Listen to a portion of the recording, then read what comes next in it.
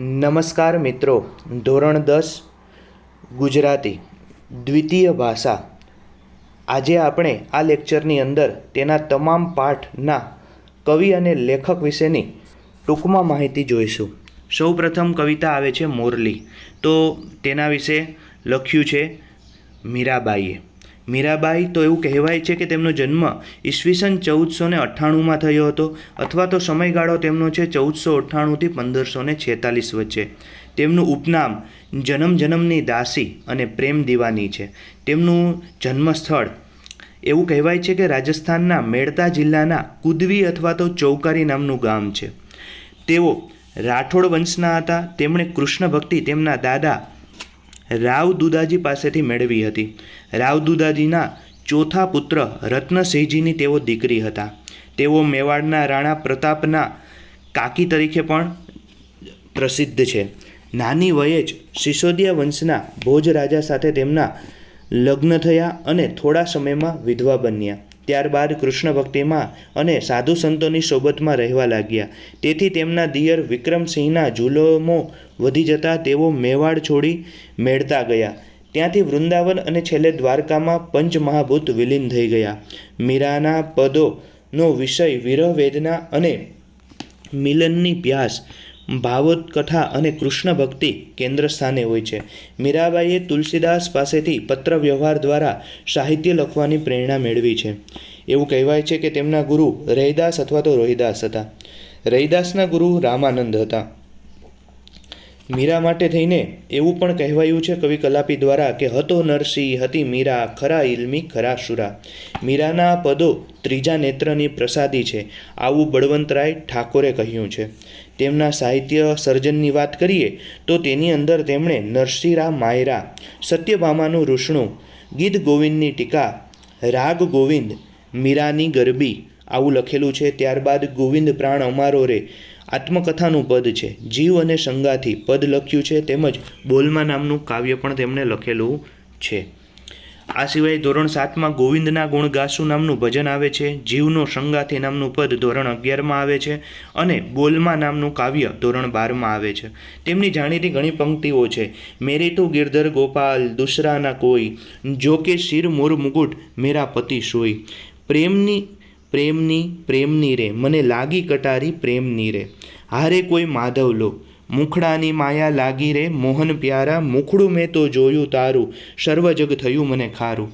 અબ તો મેરા રામ નામ દુસરા ના કોઈ, પગ ઘૂંઘરું બાંધ મીરા નાચી રે. આ સિવાય લેને તારી લાકડી લેને તારી કામડી, જૂનું થયું રે દેવળ જૂનું તો થયું, રામ રમકડું જડ્યું રે રાણાજી મને રામ રમકડું જડ્યું. નંદલાલા નહીં રે આવું રે ઘરે કામ છે રે, વાગે છે વૃંદાવન મોરલી વાગે છે, ગોવિંદ પ્રાણ હમારો મને જગ લાગ્યો હવે ખારો. ત્યારબાદ બીજા લેખક છે, તેનું નામ છે ચુનીલાલ મડિયા. ચુનીલાલ મડિયાનો જન્મ ઈસવીસન 1922માં ધોરાજી જિલ્લો રાજકોટ ત્યાં થયો હતો. તેમનું પૂરું નામ ચુનીલાલ કાળીદાસ મડિયા. કુલેન્દુ અને ગ્રામ જીવનના સમર્થ સર્જક ઉપનામથી તેમણે લખેલું છે અથવા પ્રસિદ્ધ છે.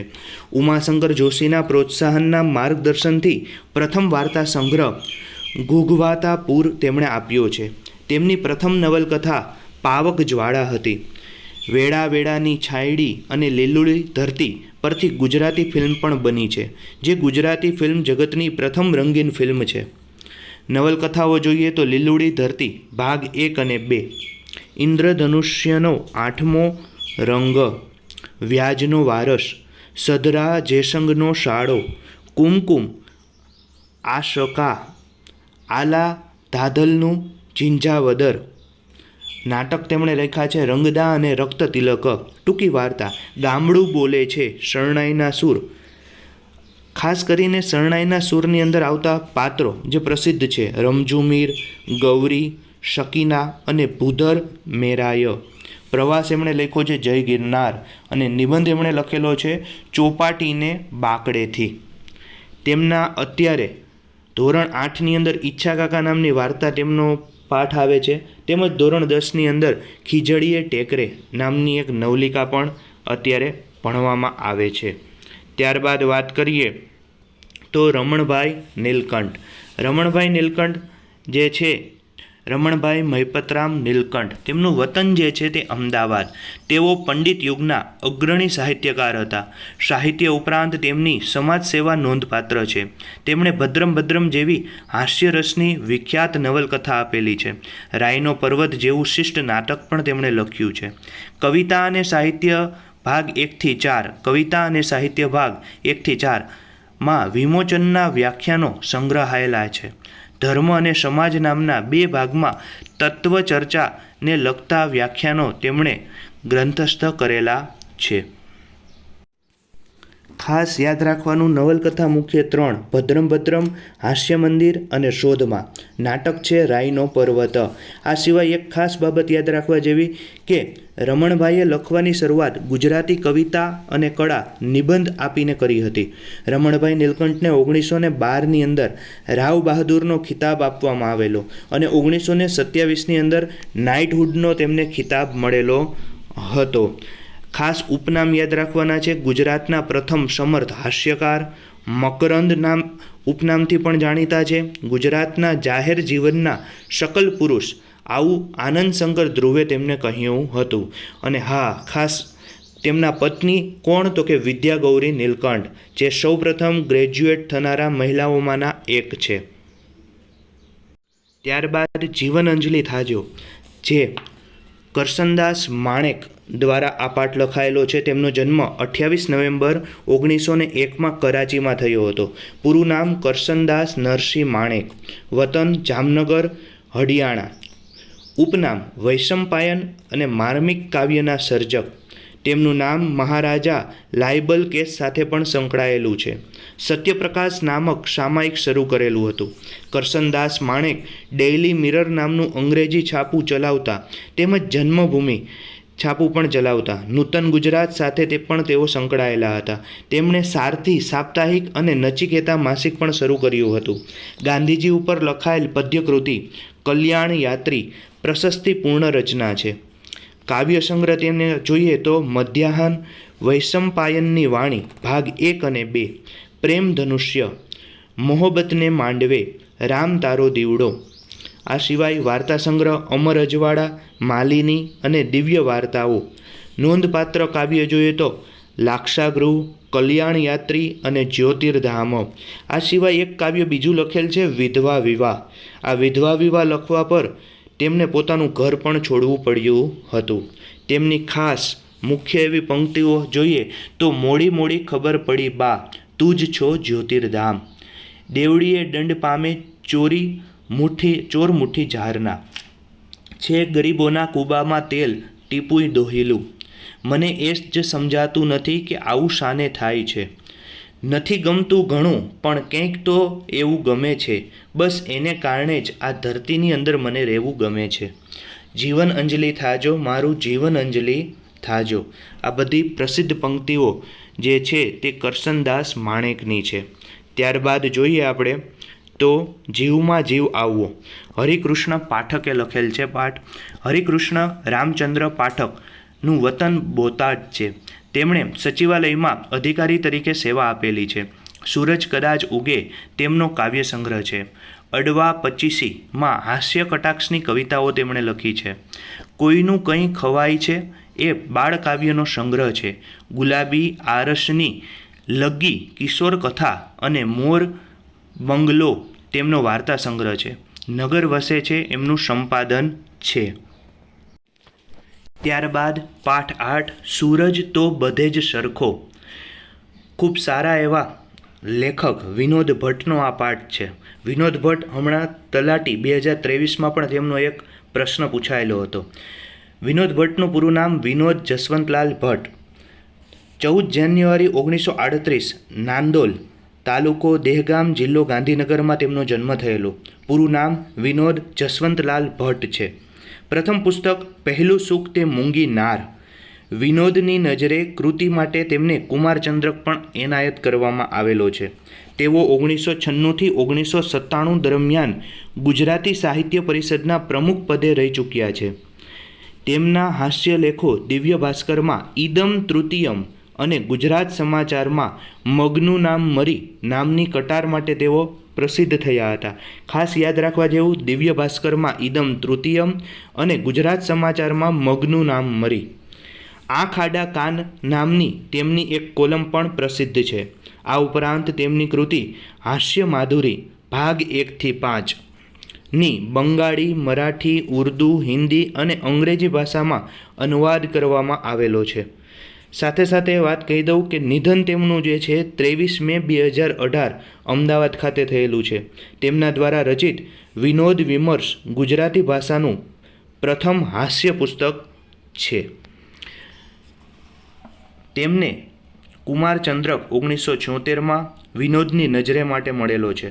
આ સિવાય સંસ્કાર ચંદ્રક 1980, રણજીતરામ સુવર્ણચંદ્રક 1989, સાહિત્ય ગૌરવ પુરસ્કાર 2005, રમણભાઈ નીલકંઠ હાસ્ય પારિતોષિક 2016 જે પ્રથમ વિજેતા તેઓ હતા 2016માં, જ્યોતિન્દ્ર દવે હાસ્ય પારિતોષિક તેમજ વજુભાઈ કોટક સુવર્ણચંદ્રક 2018માં તેમને મળેલો છે. તેમના સાહિત્ય વિશે જોઈએ તો હાસ્ય પુસ્તકોની અંદર ખાસ આઈએમપી છે તો ઈદમ તૃતીયમ, ઈદમ ચતુર્થમ, આંખ આડા કાન, વિનોદની નજરે, ભૂલચૂક લેવી દેવી, વિનોદ વિમર્શ, અમદાવાદ એટલે તો અમદાવાદ, પહેલું સુખ તે મૂંગીનાર, આજની વાત, નરોવા કુંજરવા, સુનોભાઈ સાધો, વિનોદ ભટ્ટની અરહસ્ય કથાઓ અને વિનોદ ભટ્ટના પ્રેમપત્રો. આ સિવાય તેમણે ચરિત્રનું પણ અલગ અલગ સર્જન કરેલું છે, જેમાં નર્મદ, હાસ્યમૂર્તિ જ્યોતિન્દ્ર દવે વિશે લખેલ છે, કોમેડી કિંગ ચાર્લી ચેપ્લિન, સ્વપ્નદ્રષ્ટા મુનશી વિશે લખેલ છે, એન્ટેન ચેખોવ વિશે લખેલ છે અને બર્નાર્ડ શો વિશે પણ લખેલું છે. હિન્દી પુસ્તક તેમણે લખ્યું છે દેખ કબીરા રોયા, સુના અનસુયા, બેતાલ છબ્બીસી, મંટો એક બદનામ લેખક. એ સિવાય સિંધી પુસ્તક પણ એક લખેલું છે નજર નજર જો ફેર. સંપાદન તેમણે કર્યું છે શ્લીલ અને અશ્લીલ, ગુજરાતી હાસ્યધારા, હાસ્યાયન, સારા જહાં હમારા, પ્રસન્ન ગઠરિયા, હાસ્ય માધુરી, શેખાદમ આબુવાલા. અન્ય ચંદ્રવદનજી મહેતાના રેખાચિત્ર ઉપર વિનોદની નજરેમાંથી પણ તેમણે આખી ચંદ્રવદનજી મહેતા વિશે પણ લખેલું છે. ત્યારબાદ આપણે જોઈએ તો હાથ મેળવીએ નિરંજન ભગત. તેના વિશે નિરંજન ભગતનો જન્મ ઈસવીસન 1926 અમદાવાદમાં થયો હતો. પૂરું નામ નિરંજન નરહરિ ભગત. ઉપનામ છે આધુનિક આરણ્યક. પ્રથમ કાવ્ય સંગ્રહ છંદોલયને કુમારચંદ્રક એનાયત થયેલો છે. છંદોલય અત્યાર સુધીમાં ઘણી વખત પૂછાયેલ છે, યાદ રાખવા જેવું. તેમણે વર્ષ 1957માં નર્મદચંદ્રક તેમજ વર્ષ 1969માં રણજીતરામ સુવર્ણચંદ્રકથી તેમને સન્માનિત કરવામાં આવ્યા છે. વર્ષ 1999માં તેમને દિલ્હી સાહિત્ય અકાદમી પુરસ્કાર પણ એનાયત થયેલો છે. બળવંત ઠાકોર અધ્યયન ગ્રંથનું તેમણે સંપાદન કર્યું છે. તેમનું જાણીતું ગીત આપણો ઘડીક સંગ. તેમની કૃતિ પ્રવાલ દ્વીપનો અંગ્રેજીમાં અનુવાદ થયેલો છે. મુંબઈને આધુનિક અરણ્ય કહીને તેમણે ઓળખાવ્યું છે. 1 ફેબ્રુઆરી 2018ના રોજ તેમનું અવસાન થયેલું છે. બંને જે લેખકો છે બંને 2018ની અંદર અવસાન પામેલા છે. બંને યાદ રાખવા જેવા છે. કાવ્ય સંગ્રહ છંદોલય, કિન્નરી, અલ્પવિરામ, પ્રવાલદ્વીપ અને 33 કાવ્ય આટલા નામનો કાવ્ય સંગ્રહ તેમણે લખેલ છે. વિવેચનમાં યંત્ર વિજ્ઞાન અને મંત્ર કવિતા. અન્ય તડકો ઉર્મી ગીત છે. છંદોલયમાંથી ઘડીક સંઘ ગીત લેવાયેલું છે. આ સિવાય તેની જાણીતી પંક્તિઓ તો કે હરિવર મુજને હરી ગયો, મેં તો વાલું કીધું નહોતું ને નહોતો મુજને વરી ગયો. હરિવર મુજને હરી ગયો, મેં તો વાલું કીધું નહોતું ને તોય મુજને તે વરી ગયો. કાળની કેડીએ ઘડીક સંગ રે ભાઈ, આપણે કાળની કેડીએ ઘડીક સંગ. હું તો બસ ફરવા આવ્યો છું, હું તો ક્યાં એક કામ તમારું કે મારું કરવા આવ્યો છું. પાંચડે પાંચ સાચને આંચ, એથી ભલી મારી લાંચ. જોકે મને સૌ ફેરીઓ કહે છતાં પણ હું ફરતો નથી. ચલ મન મુંબઈ નગરી, જોવા પૂછ વિનાની મગરી. ક્ષણ હસવું ક્ષણ રડવું, પૃથ્વી વીણ ક્યાં જળવું. આવી ઉત્તમ પંક્તિઓ, ઉત્તમ કવિતાઓ તેમણે આપેલી છે. ત્યારબાદ જોઈએ દીવાન ખાનામાં પન્ના નાયક. પન્ના ધીરજલાલ નાયકનું વતન સુરત છે. હાલ તેઓ અમેરિકામાં વસે છે. પ્રવેશ, ફિલાડેલ્ફિયા, નિસ્બત, અરસપરસ, ચેરી બ્લોસમસ, ફ્લેમિંગો વગેરે તેમના કાવ્ય સંગ્રહો છે. રંગ ઝરૂખે એ તેમની 11 દીર્ઘકાવ્યોનો સંગ્રહ છે. વિદેશીની ગ્રંથમાં તેમના કવિતા સંગ્રહિત થયેલી છે. નારી સંવેદનાની અભિવ્યક્તિ એ તેમની ખાસ ઓળખ છે. ત્યારબાદ આવે છે ઝબક જ્યોત. કૃષ્ણલાલ શ્રી ધરાણી. કૃષ્ણલાલ જેઠાલાલ શ્રી ધરાણીનો જન્મ ભાવનગર જિલ્લાના ઉમરાળા ગામે થયો હતો. તેમણે દક્ષિણામૂર્તિ, ગુજરાત વિદ્યાપીઠ અને શાંતિનિકેતન જેવી રાષ્ટ્રીય સંસ્થાઓમાં કેળવણી લીધી હતી. કોડિયા અને પુનરપી તેમના કાવ્ય સંગ્રહો છે. વડલો, મોરના ઈંડા, પિયો ગોરી તેમના જાણીતા નાટકો છે. તેમણે કેટલાક બાળ નાટકો પણ આપ્યા છે. ઇન્સાન મિટા દુંગા સંગ્રહમાં તેમની 8 વાર્તાઓ છે. પત્રકારત્વ ક્ષેત્રે તેમનું મહત્ત્વનું પ્રદાન છે. તેમણે રણજીતરામ સુવર્ણચંદ્રક તેમને પ્રાપ્ત થયો હતો. ત્યારબાદ આવે છે જેઠીબાઈ, જે દુલેરાય કારાણી. જન્મ તેમનો કચ્છના મુન્દ્રા ખાતે થયેલો છે.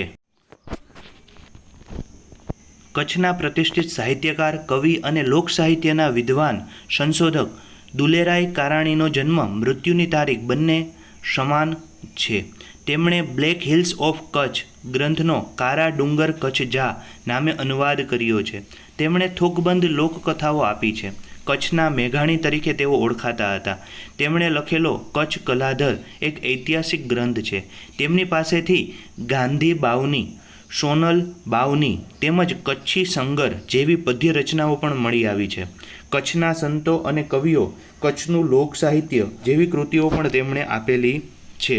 આ લોકકથામાં તેમણે દીવમાં રંગાટનું કારખાનું ચલાવતા જેઠીબાઈ પોર્ટુગીઝ સરકારની અન્યાયી કાયદાઓનો પ્રતિકાર કેવી રીતે કરે છે તેની કથા તેમણે લખી છે. બાળકના માતા પિતા ન હોય તેની મિલકત જપ્ત થતી હતી. ખ્રિસ્તી ધર્મ સ્વીકારવાની ફરજ પડતી હતી. તે કાયદાની સામે જેઠીબાઈએ યુક્તિ અને ઉદારતાથી વિજય મેળવે છે. એટલું જ નહીં, પોર્ટુગલ જઈને ત્યાંની રાણીને મળીને અન્યાયી કાયદો દૂર કરાવે છે. એમાં એક નિરક્ષણ સ્ત્રીની સંવેદનાઓ પણ તેમણે ખુમારીપૂર્વક કોઠાસૂઝને ઉત્તમ રીતે વ્યક્ત થાય છે. ત્યારબાદ જોઈએ તો બીજો પાઠ છે પાઠ 15, તે બેસે અહીં. સ્નેહી પરમારે લખેલ છે. સ્નેહી હરિભાઈ પરમારનું જન્મસ્થળ અમરેલી જિલ્લાનું સનાળિયા છે. તેઓ બગસરાની મેઘાણી હાઈસ્કૂલમાં શિક્ષક તરીકે ફરજ બજાવે છે. સરળ બોલચાલની ભાષામાં લખાયેલી એમની ગઝલો ખૂબ જ લોકપ્રિય બની છે. પીડા પર્યંત, યદા તદા ગઝલ તેમના ગઝલ સંગ્રહો છે. કવિએ આ ગઝલમાં સભામાં એટલે કે માનભર્યા સ્થાનમાં બેસવાની લાયકાત શામાંથી મળે છે તેનું સુંદર વર્ણન કરેલું છે. ત્યારબાદ પ્રાણનો મિત્ર રવિન્દ્રનાથ ટાગોર. દેવેન્દ્રનાથ ટાગોરનો જન્મ કલકત્તામાં થયેલ હતો. તેમણે કાવ્ય, વાર્તા, નવલકથા, નાટક, ચરિત્રલેખો અને નિબંધો દ્વારા બંગાળી સાહિત્યમાં વિપુલ સર્જન કર્યું છે. પોસ્ટમાસ્ટર, કાબુલીવાલા, દીદી, નષ્ટનીડ, સુધિત પાષાણ એમની ઉત્તમ વાર્તાઓ છે. ઘરે બાહિરે અને ગોરા એમની વિશ્વવિખ્યાત નવલકથા છે. માનસી, ચિત્રા, ચૈતાલી, બલાકા એમના ઉત્તમ કાવ્ય સંગ્રહો છે. એમનું સર્જન ગુજરાતીમાં તથા અન્ય ભારતીય ભાષાઓમાં અનુવાદ રૂપે સુલભ છે. ગીતાંજલિ કાવ્ય સંગ્રહ માટે તેમને વિશ્વવિખ્યાત નોબેલ પારિતોષિક પણ પ્રાપ્ત થયેલું છે. ગુજરાતી ભાષાના અધ્યાપક અને વિવેચક પ્રસાદ બ્રહ્મભટ્ટે બલાઈનો ગુજરાતીની અંદર અનુવાદ કર્યો છે. ત્યારબાદ ટિફિન. હમણાં જ એક પેપરની અંદર ટિફિનની જોડણી પૂછાયેલી. પ્રેમજી પટેલે ટિફિન નામનો જે છે એ પાઠ લખેલો છે. પ્રેમજી સોમાભાઈ પટેલ સાબરકાંઠા જિલ્લાના તલોદ તાલુકાના ખેરોલના તેઓ વતની છે. તેઓ કોલેજમાં અધ્યાપક તરીકે કાર્યરત હતા. 53મી બારી, અમૃત વર્ષ, સ્પર્શમણી, અવેર, કીડીકથા એમના લઘુકથા સંગ્રહો છે. 14 લોક જણસ, અમીલોક એમનું સંપાદિત લોક સાહિત્ય છે.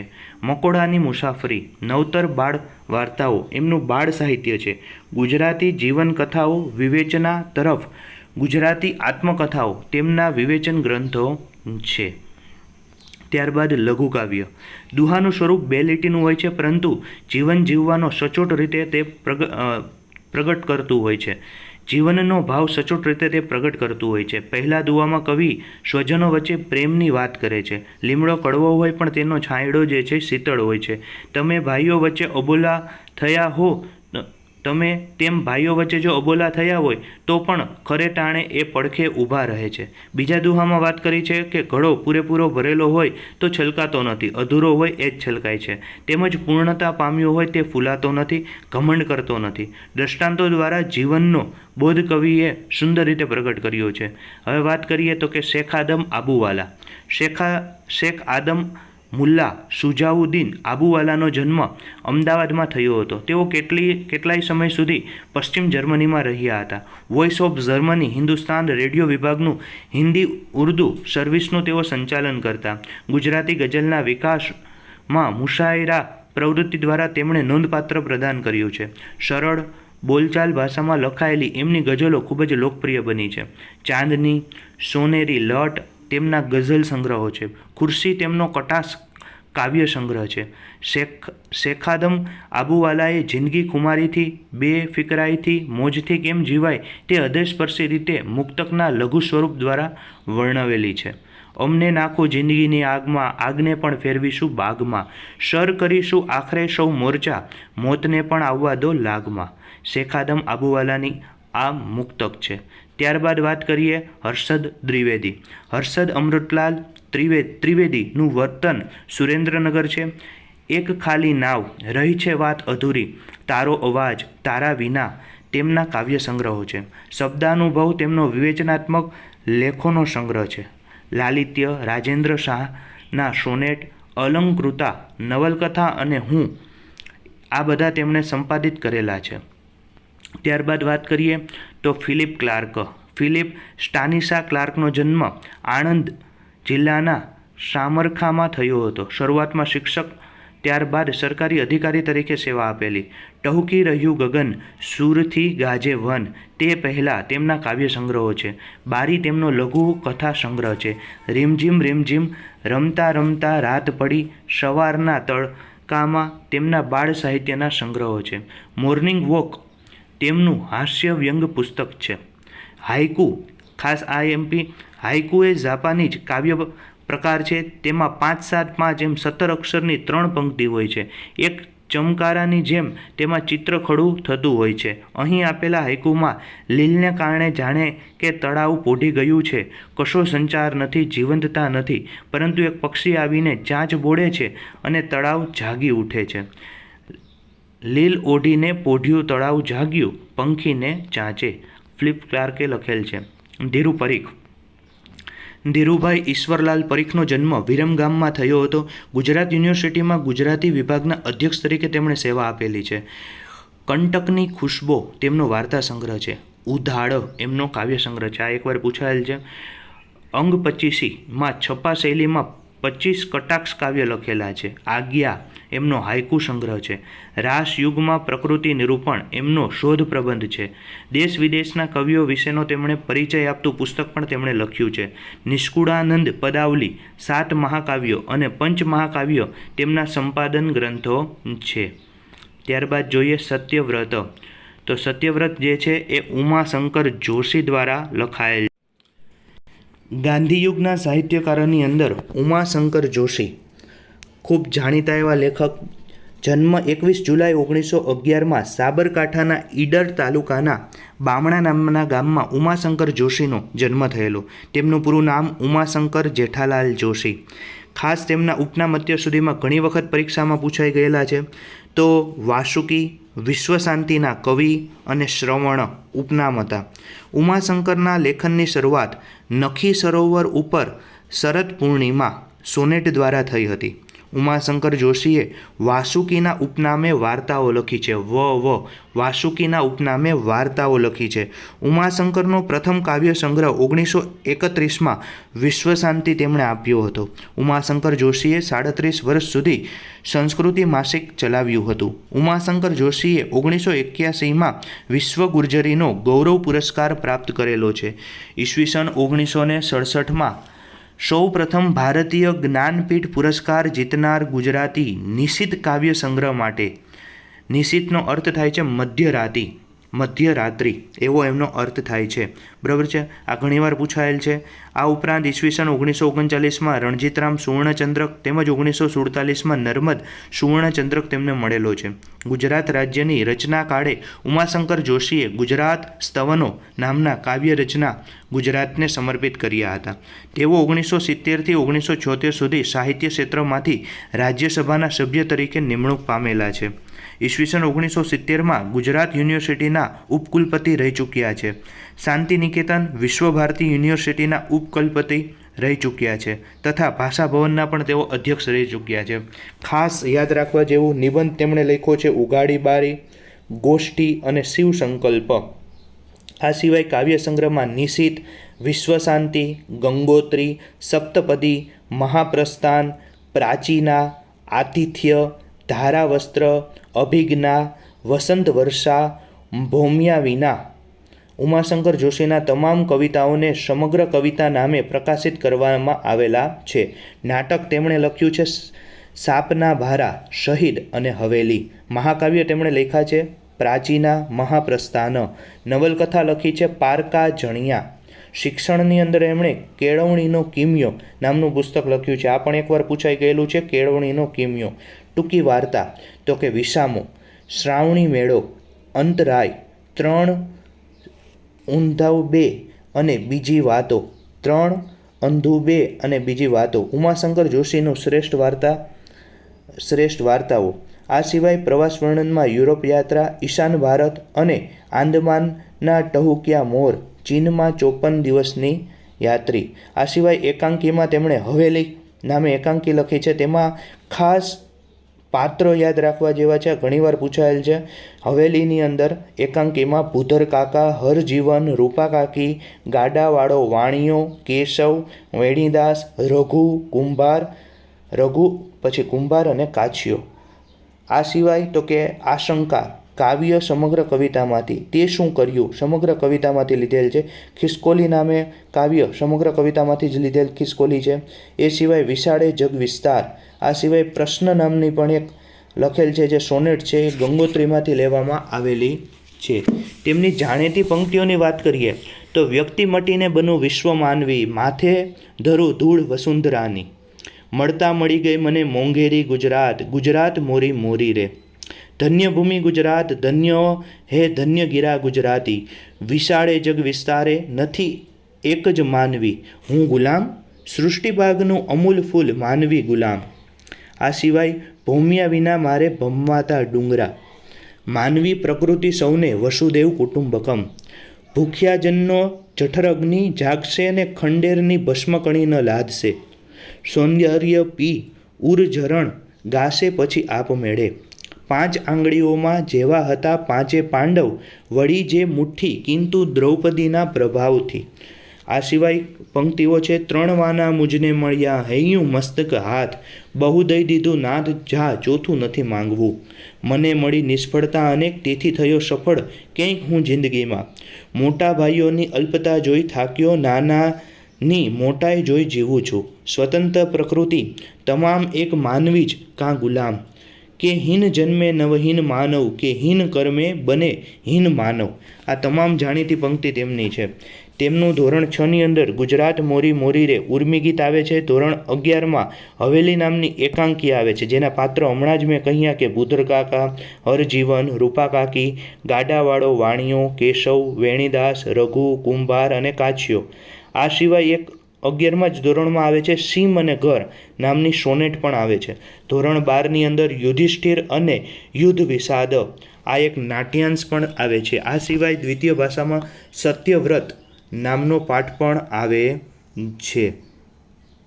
ત્યારબાદ જોઈએ બહેન સૌની લાડકી શાહીરામ દવે દ્વારા લખાયેલ છે.